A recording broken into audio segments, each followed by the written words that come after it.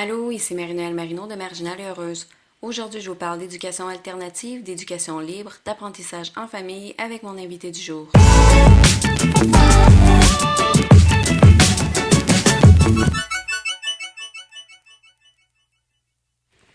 Aujourd'hui, je ne veux pas qu'on crie à la fausse représentation. Je n'ai pas d'invité avec moi. C'est moi, en solo, Marie-Noëlle Marino, et je tenais à vous présenter cette série d'entrevues en format podcast au sujet de l'éducation à domicile au Québec.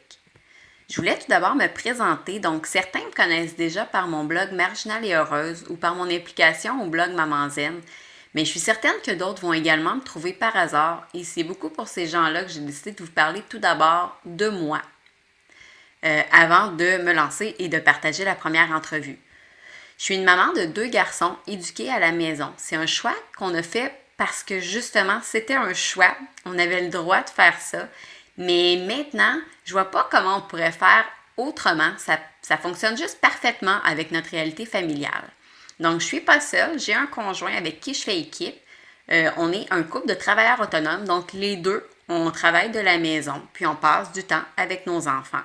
Je travaille un peu plus par moment. À d'autres périodes, c'est lui qui va travailler plus. Donc, on fait une superbe équipe de cette façon-là.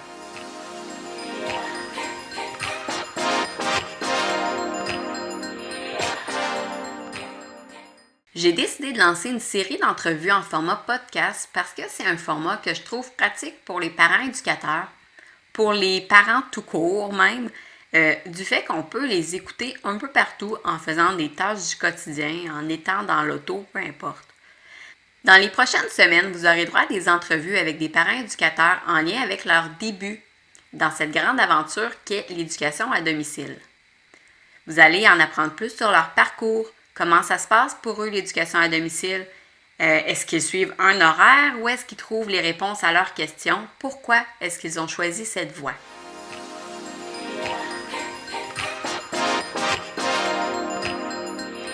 Avant de lancer tout ça aussi, je voulais passer au travers de quelques mots de vocabulaire en lien avec le sujet.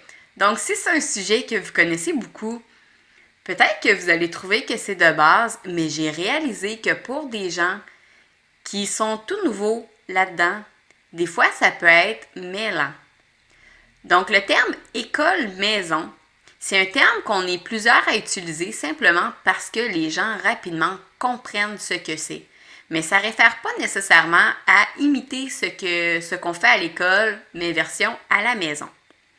Éducation à domicile, c'est un terme qui représente un peu plus ce qui est fait, offrir une éducation à nos enfants, mais à partir de la maison, sans nécessairement rester enfermé à l'intérieur.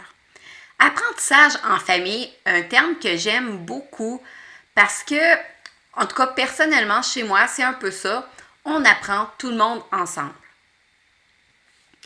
Homeschooling, c'est simplement le terme anglophone pour dire école à la maison, alors que unschooling n'est pas du homeschooling. Unschooling, c'est un peu de laisser de côté tout ce qui est en lien avec l'école, de laisser beaucoup de liberté aux enfants, de les laisser faire des apprentissages libres. Un peu comme le contraire de l'école où tout est beaucoup plus formel et dirigé.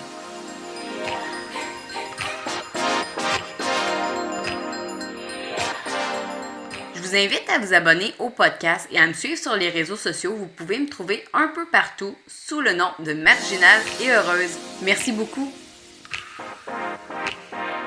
Pour en apprendre plus sur le sujet, je vous invite à mettre la main sur le livre « L'éducation à domicile au Québec, tout ce que tu dois savoir sur l'école à la maison, le unschooling, les apprentissages en famille et autres alternatives au milieu scolaire ».